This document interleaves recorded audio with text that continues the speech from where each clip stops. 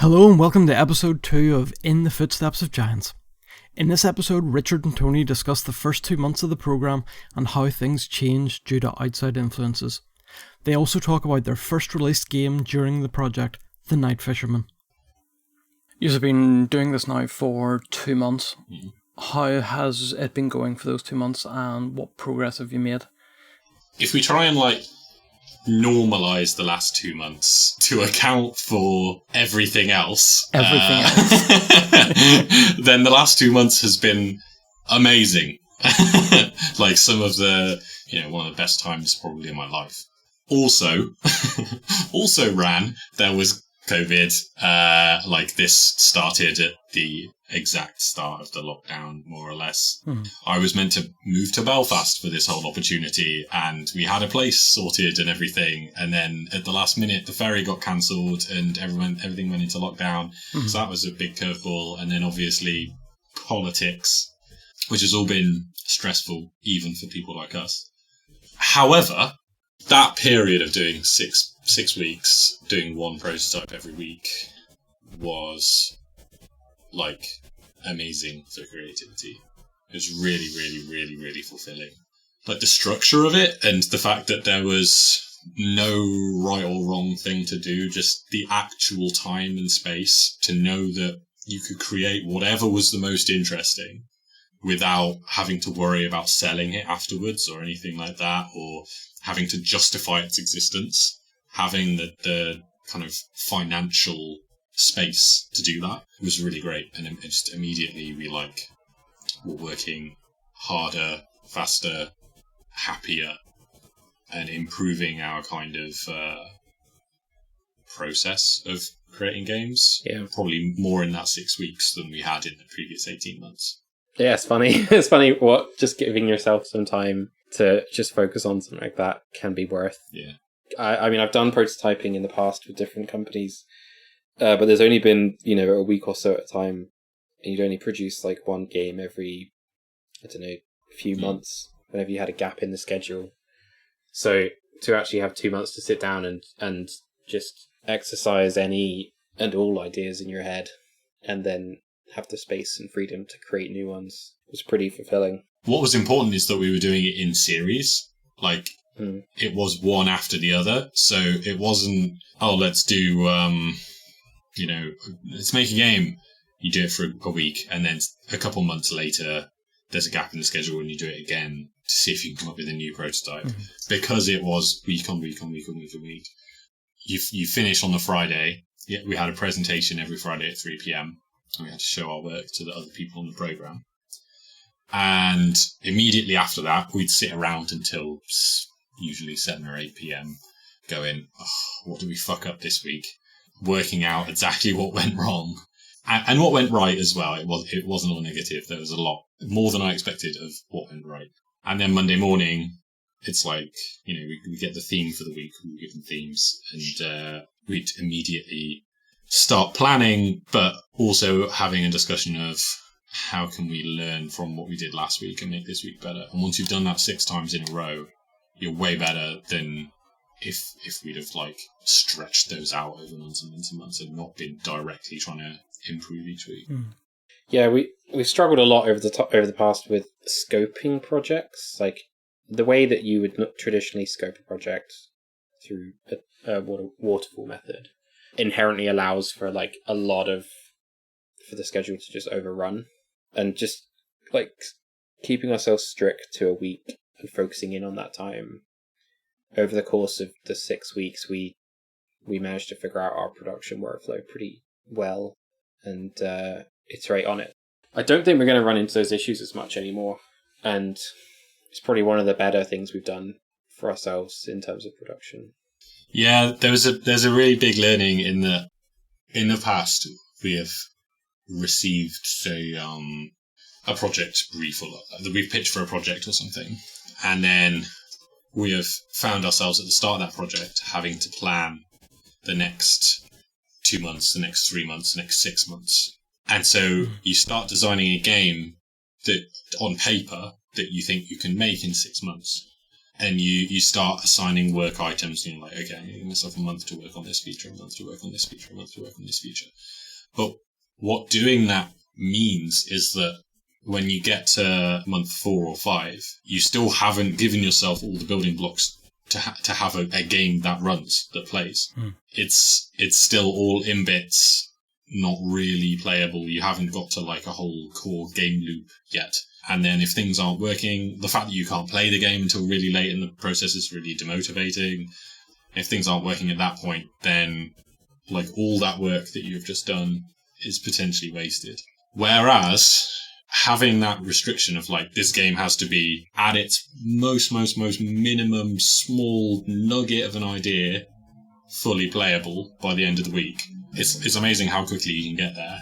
And then from that point on, you have the core of the game. It might be small and not impressive yet, but you actually have a thing you can play, and then you can start like adding to it. It's an entirely different way to approaching a project over an extended period of time. I know I wish we'd known in the past, because we really screwed the pooch on some things. Well, surprisingly, I don't think I've really come across that approach before, even though I've been in the industry 9 years. Yeah. Almost everyone is working on the other method. But there's good reasons for it, though. Like the other method would work better when you have a big organization with a bunch of employees that don't necessarily have intrinsic motivation and need to be like, they need a task list. They need like a certain amount of stuff that needs done by the end of the day or the end of the month or whatever. That makes sense. Probably not appropriate at indie scale. The reason why I believe it's still done at indie scale is the reason why we did it at indie scale, is because a lot of the people who work in indie publishers, the like lineage of that knowledge has come from AAA. So when you pitch to them, they are expecting to see up front a plan for how you're going to spend their money over 2 years, a plan for like what the game is actually going to be like. They want to have a document that they can read alongside playing a little tech demo that allows them to imagine exactly what the finished thing is going to be at the end of that, because that's then a known entity. And if they really like that thing they imagine, they're like, yeah, I can sell that, then that's great. What's not going to happen is you show up to like an indie publisher and say, hey, we made this thing in like 2 weeks. We think it's really cool. We don't know where we're going with it. We're just going to follow the muse. But I reckon if you gave us a year, maybe 18 months, and a couple more bodies, we could do something really dope. It's just not going to get funded. Despite the fact that realistically, I think that is actually a much healthier way of making a game and would probably make significantly better games. But yeah, it's just, there's a bunch of essentially like bullshit industry structure reasons why, for the most part, that has to be the case. There's a couple workflows, I guess, we brought it from. I know it's not a completely wholly original idea, but from my own experience, there's a method of animation where you block in the timing before you block in any posing. And there's a method that we were using to fill out the content in a previous contract, where we would place in stubs, like empty animation clips, where an animation should be for every single animation that's required in the game. And so you had a rough roadmap of like all the content that needed to be filled in, and all the structure, all the code structure could be built around that while missing the content. And I kind of think of it as a bit like drawing the outlines before filling in with color. So I think that's a good technique we're definitely going to take forwards and grow it out into our larger production schedule. Whenever you're prototyping, how conscious are you about making the prototypes be individual and their own thing? It's mixed, because when we originally started, we wanted to make what we called experimental narrative games. I'm sure Tony can talk more about this, but we kind of found that to be more difficult and a larger problem to tackle than we originally anticipated. So we ended up making stuff that was like experimental to an extent, but using and repurposing a lot of the tools we had in ways that hadn't been seen or done on a large scale before. Is that right, Tony? Yeah, I think we ended up more trying to push things in terms of visual styling and the topics covered and the style of writing, rather than push things heavily mechanically. Due to the, like, we should probably talk about the structure of our team here. Yeah. So I went to university to study several things, but the main one was writing. I did a major in screenwriting, and so that's really my strength. Like, I didn't learn to be I didn't get taught to be a designer or a programmer or anything like that. It was just writer. As we've developed over the years, I've learned a lot of the design stuff. Just taught that to myself, as well as just jumping into the engine and just making random different projects over time. And then more recently been programming as well, which I tried and failed multiple times to start at. And then Richard studied animation, right? I can talk about myself. Yeah, go on. Okay. I went to Teesside University. That was me throwing you the question intentionally. Okay. All right. So in sunny Middlesbrough, and it was a specific computer games animation course, which is quite different from what a lot of animators would go through, where they go through like a traditional 3D or 2D animation course, maybe somewhere like Bournemouth. And so I was initially exposed to working in teams and collaborating with other skill sets and becoming very, very specialist. So I specialized in animation. I basically took on an animation lead role in a lot of our group projects. Then when I co-founded my first company, Hamhead, with some friends out of uni, I also continued to specialize in animation. And when I left the like safety and security of a bigger studio to go indie and go freelance, I suddenly realized I didn't have any generalist skills at all and needed to rapidly upskill myself. So I taught myself 3D art. I already had a small background in 2D art. I taught myself cinematography, directing, and I'm still a bit rusty with animation, but I can do tech art like shaders and stuff. But I'm not a great programmer. So probably the biggest weakness on our team overall is programming. We tend to rely a lot upon existing tools and just random scripts we can find around online. And we use like tools like Fungus or Ink to extend our like knowledge and skill set and allow us to like build out narrative systems really quickly. I think we've become generally pretty scrappy. Yeah. I call myself an art hacker because I don't really consider myself an artist. We don't just like sit there from scratch and go, let's design something beautiful and then make it all and program it ourselves and do everything. It's more we just like bash stuff together from other sources, like other people's assets and stuff, legally, obviously. And like scripts that are available freely on the net or big kind of plug-in packs and stuff. And we know enough to get those things talking to each other, get them all doing what we want them to do. And I guess the art in what we do is more like in composing those things, like taking all those disparate elements and how we combine them.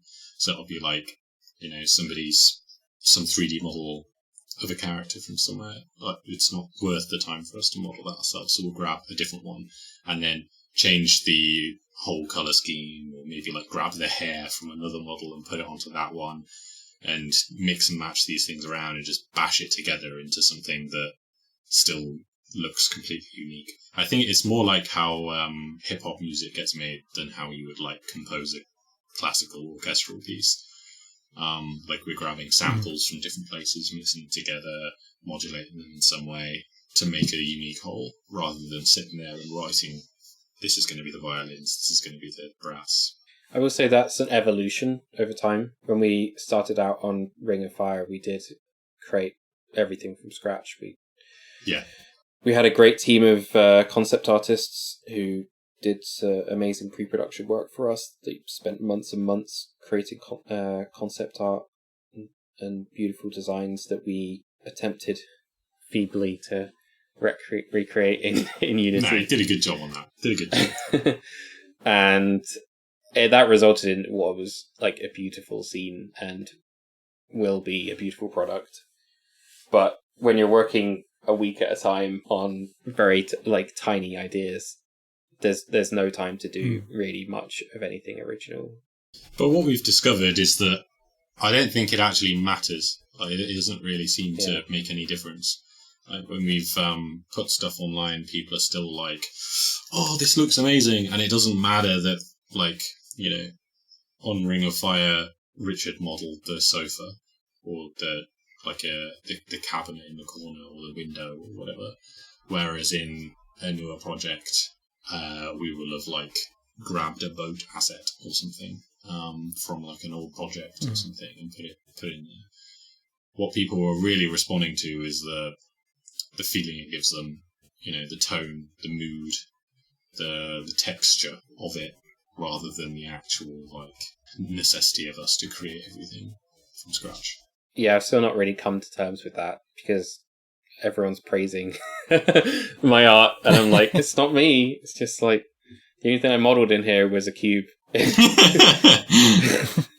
It's more composing a scene. No, but seriously though, that's like somebody going up to like Kanye West or something and saying like, "Oh, well, you didn't actually write those songs because like this clip comes from here, and you know these drums are actually just the ones that are in Pro Tools and whatever." Like, it's how you put them together and make meaning from them that is the work in our case. Yeah, I agonize over some assets sometimes. I'm like, oh, I really want to go and just like fix this and change that, and don't look at it. It's not pretty enough. Sometimes I just won't put stuff up on Screenshot Saturday like I normally would because I'm embarrassed at how little I've actually done.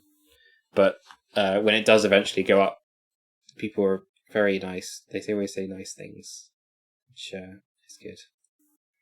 Earlier on, you talked about presenting the prototypes on a Friday to other teams. How many other teams are involved in this program?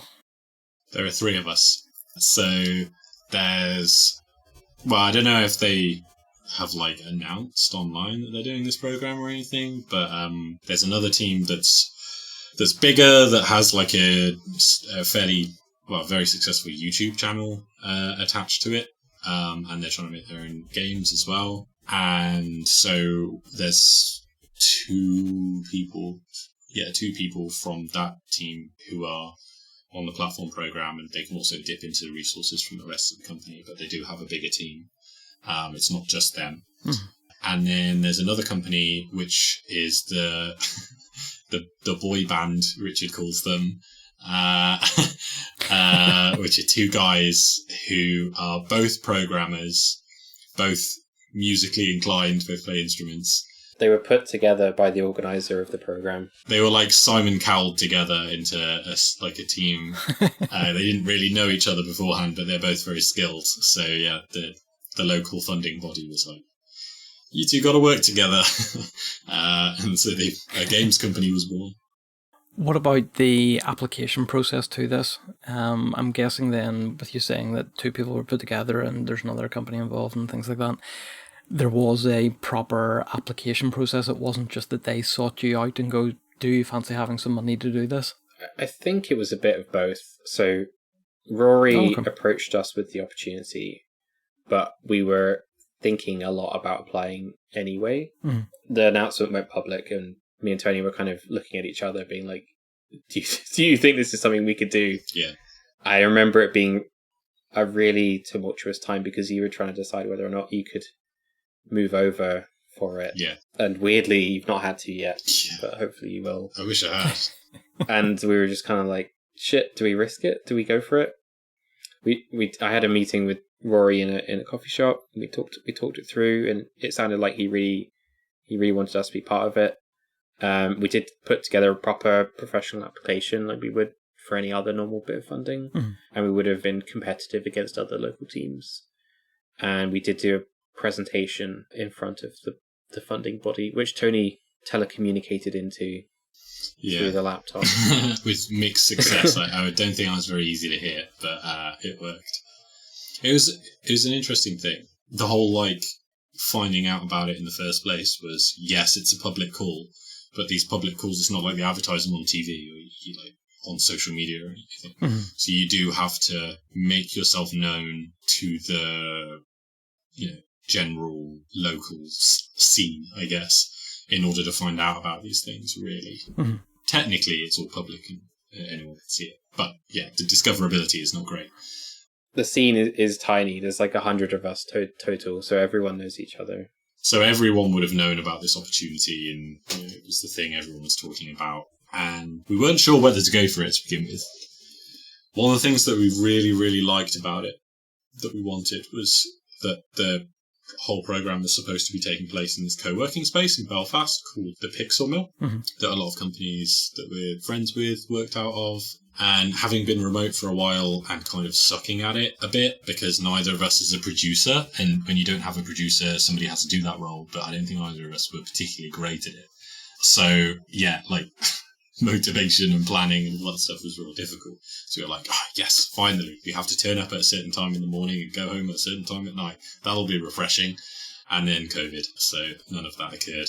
But as well, like, we had some other opportunities we could have, like, thrown ourselves into more, but it would have been more of the same, like I described earlier, of just living on the edge, basically.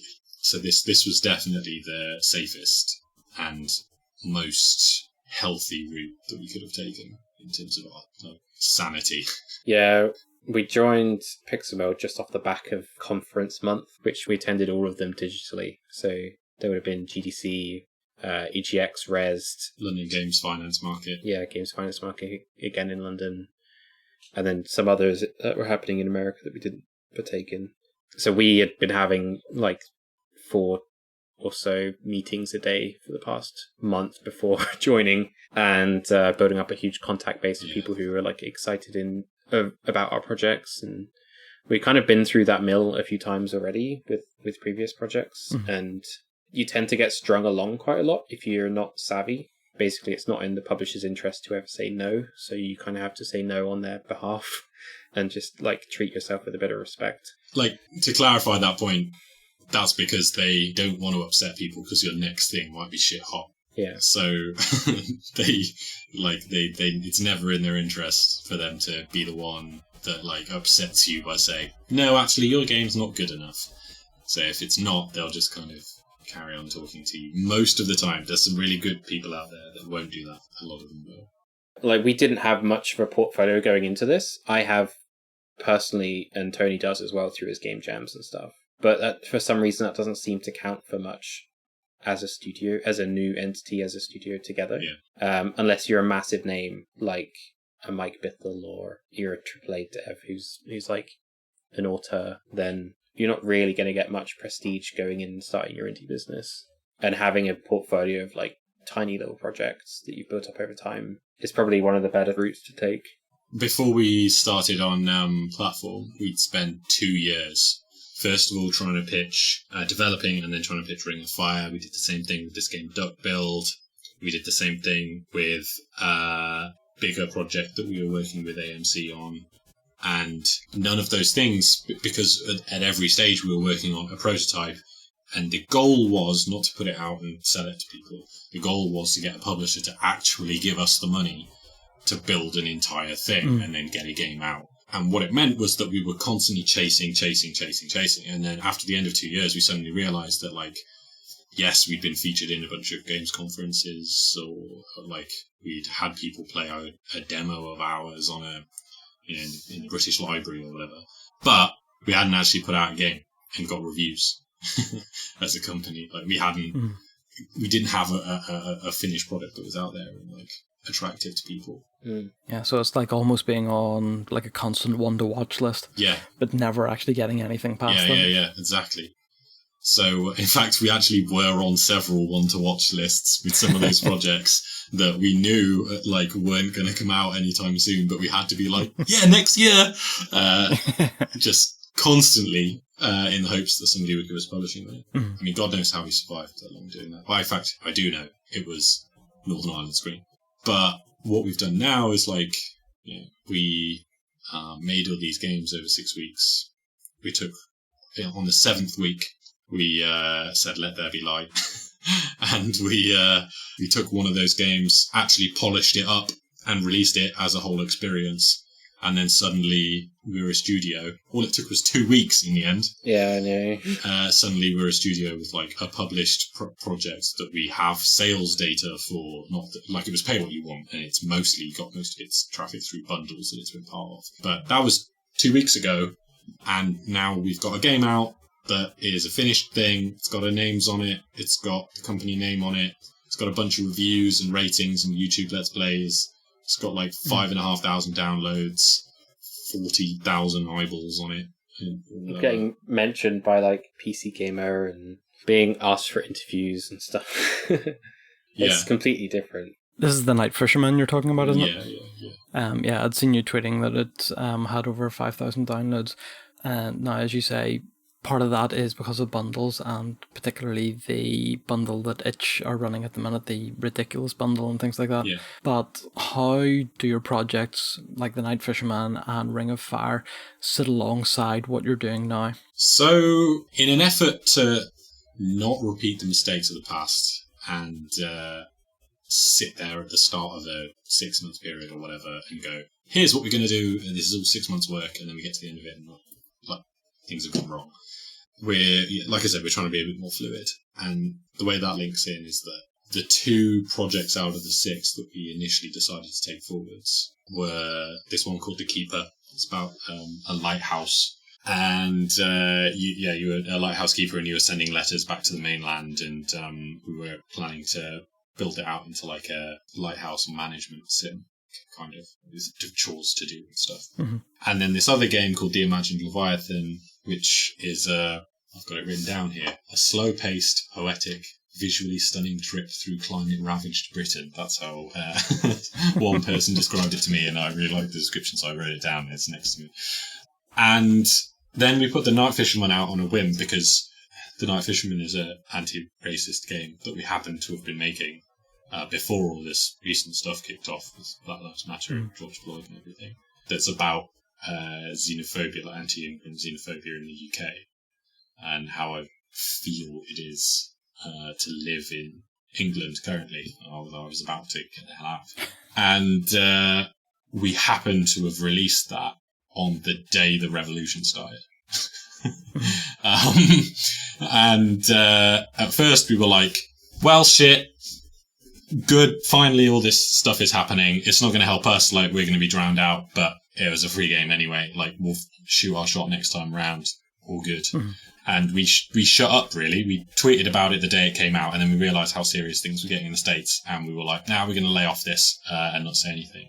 And mostly was just, I was spending my time just documenting chemical weapons used against US civilians rather than working on the game.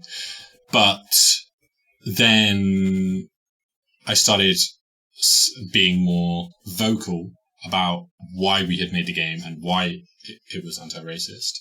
And it's like, this is a trying time. Here's a free game that is about these themes. You could explore it. Mm.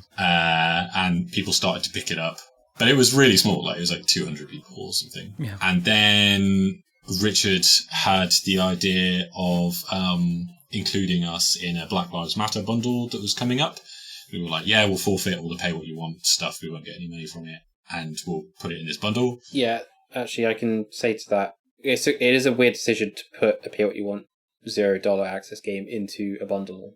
But when the original bundle launched, not the mega bundle, it was just a Black Lives Matter bundle, there was space for 1 or 2 free games that were related to the subject, so that were anti-racism. And so we got selected and curated into that.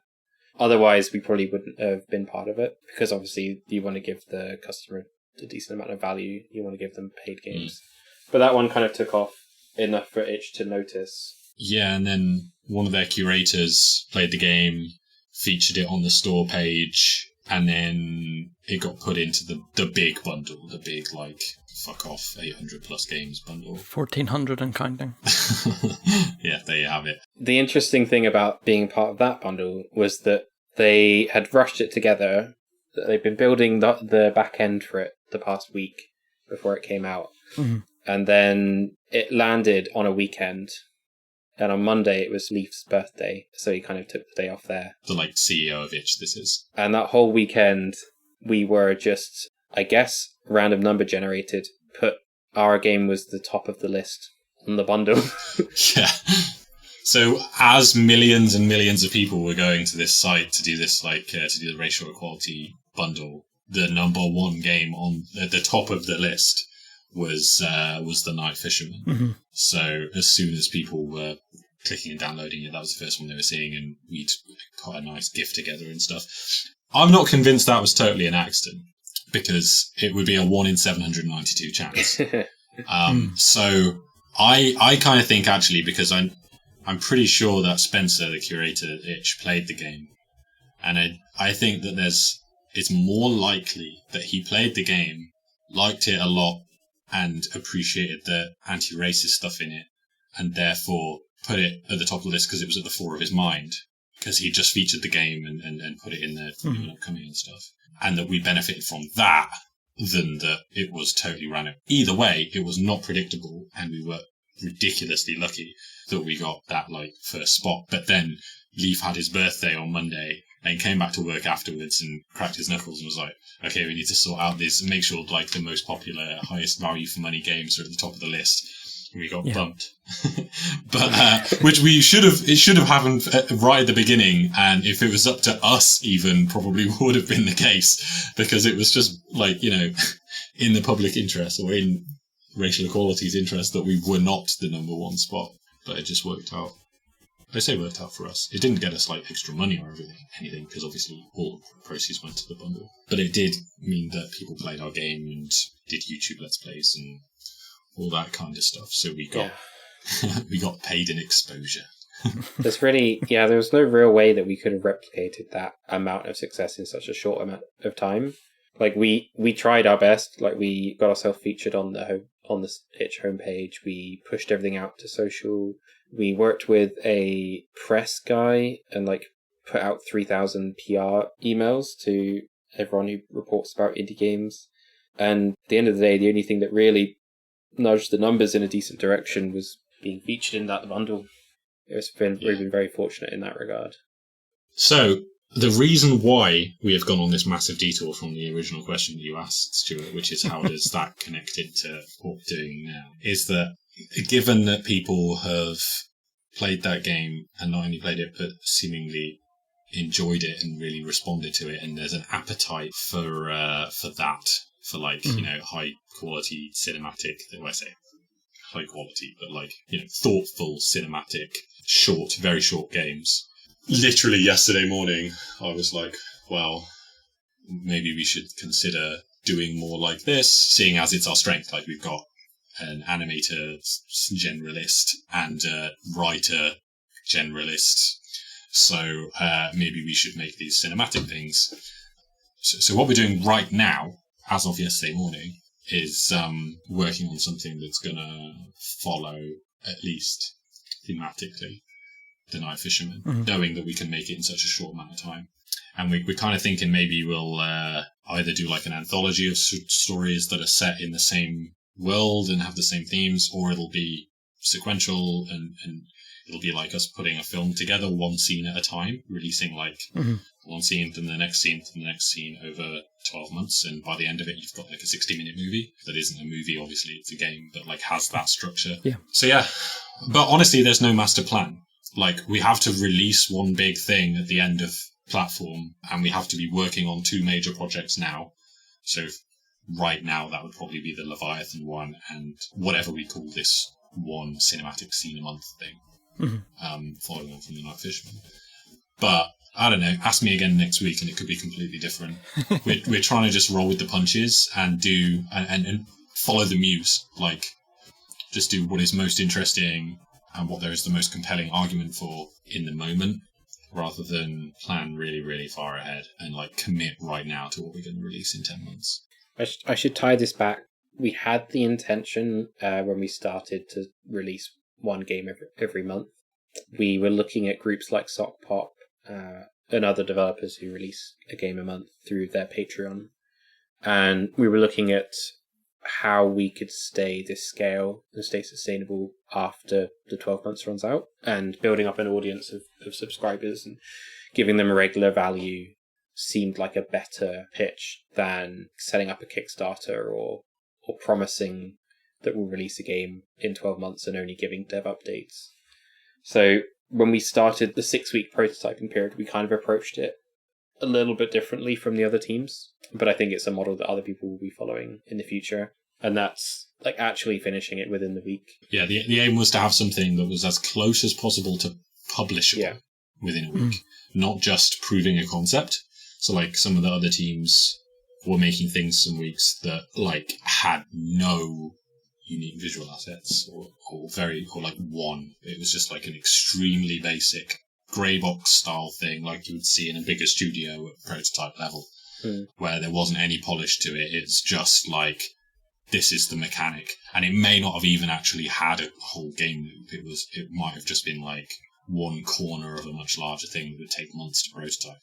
Whereas we were like, no, it has to be a finished thing that can be released if we wanted to on Friday evening and actually be playable from start to finish and be a rewarding experience. That was the mindset, and I'm really proud of it. Like I think it was really successful.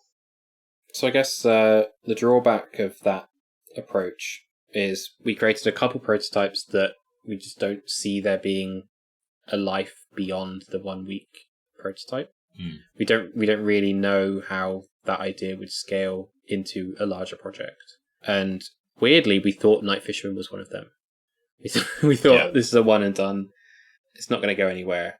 But the user feedback was so overwhelmingly positive, and the design approach was so simple for us because the tools we built over time and the skills we'd learned working on Ring of Fire and other things, that it actually was the most trivial for us to produce more of. Yeah, it's very easy. It's mostly a content production job. Like, all the tools and the framework are like second nature to us at this point.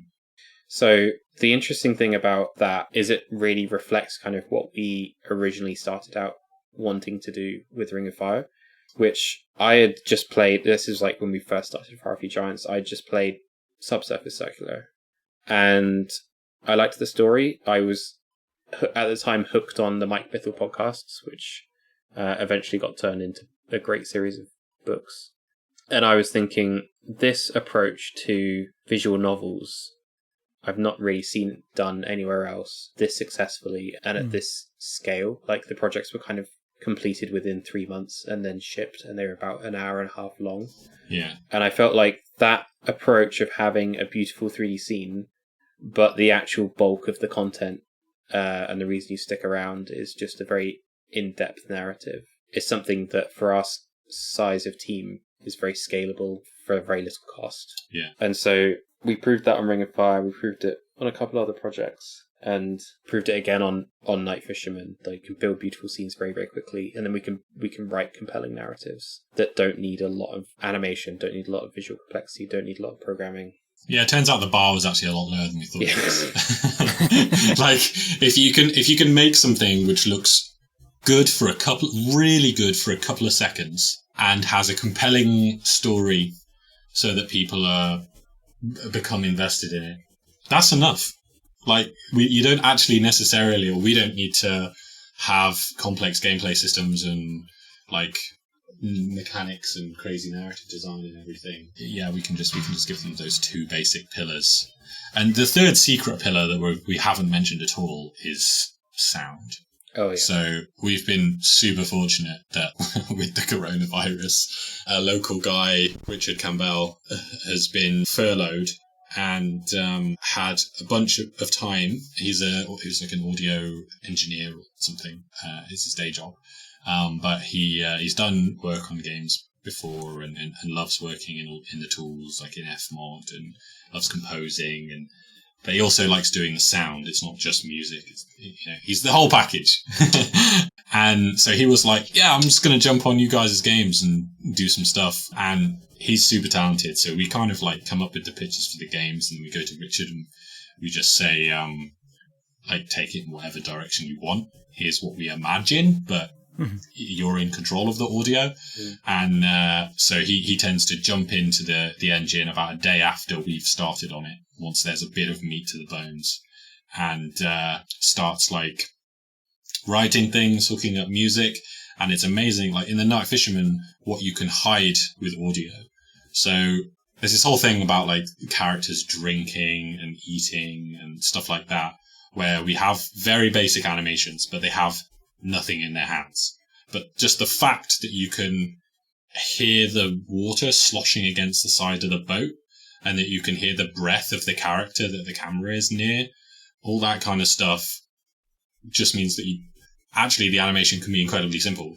When there's a bit where a character uses a gun in the game, literally all we did is we have like an animation where a guy picks up a gun, and Richard put a gun in like as a child of the hand object, so it would just follow wherever the hand went. So if it's on, he's just like waving it around as he smokes his cigarette. And there's a shotgun that's just attached to his back, and all we do is at the moment where he raises the shotgun, I turn off the one on his back and turn on the one on his hand, so it looks as if he like equips it like how Link equips a weapon in Breath of the Wild or something out of nowhere. But that doesn't raise any alarm bells, even for people that don't play games. It just looks natural. It's fine. And instead of showing him shooting the gun, we just cut to black and have sound effects for it. And yeah, it works totally fine. It masks everything. And like, we don't need seagulls in the scene because Richard puts seagull sounds ambiently in the scene and all that kind of stuff.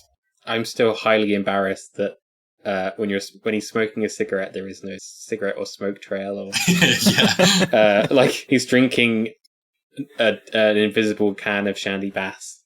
Like it makes no sense, but the narrative, like it tells you what's happening in the text, and so the visuals are just enough to like trick your senses into believing that it's the case. Yeah, it kind of fills in enough that your imagination does the rest of the work, as long as we give you the cues. And the audio is a really big part of that, of being able to create that atmosphere and feel like it's a real place. So from here, what is the plan going forward, say for the next month? Okay. Today, the plan for the next month is to do 2 weeks on another short narrative game like the Night Fisherman, to kind of follow up on the success of that so far. And then another 2 weeks doing development on Imagined Leviathan, which is the walking around picking up sticks game. Mm-hmm. And of those 2 weeks, it'll be basically 2 1-week versions of what we did the first time around, like when we were doing all the 6-week stuff. So it will just be us starting on the Monday being like, what are we interested in adding to this game this week? Like we have ideas about what the game's going to be at the end of it, but there's no like concrete plan. And we'll, what's entertaining to us right now to work on. We'll do that for a week, present it back to ourselves and our peers on the Friday, and then do the same the next week. That's my answer. So my original plan was that we would be like releasing the next game of the 6 prototypes. So that would have been Locked In, which is a 2-player visual novel. But the way things have worked out, it seems like we're better off just spending our time making the Night Fisherman be episodic, potentially, and follow that lead and work on our larger project in the background. I think the small prototypes will come back at some point. Yeah. But the actual effort required to finish them, because the mechanics are like 1 or 2 steps more complex than the Night Fisherman's is, could end up being more than a week or two's worth to add all the content and polish that is needed to actually release it. So they're a bit more risky in that regard. That's the end of episode 2 and the story so far. If you haven't already, please follow the show on anchor.fm. And if you want to get in contact with us, you can email inthefootstepsofgiants@gmail.com. You can also follow us on Twitter. Farfewgiants is @farfewgiants. Richard is @animtree. Tony is @Anthony_DE_fault. And music and sound was by Richard Campbell, who can be followed at ZiggityBang on Twitter. You can also follow me at Saintly Stuart. Until next time, thank you for listening.